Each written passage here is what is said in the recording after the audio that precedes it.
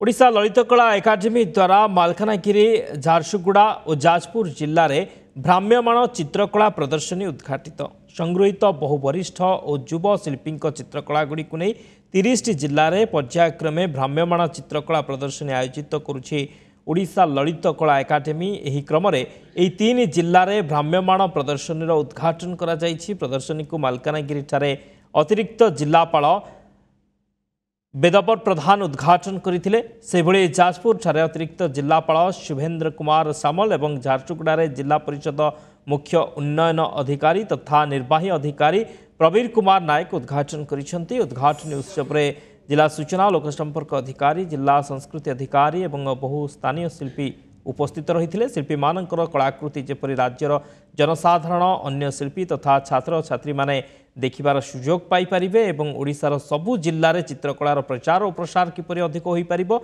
सेथिपई academy तरफरु एही प्रयास करा जायछि।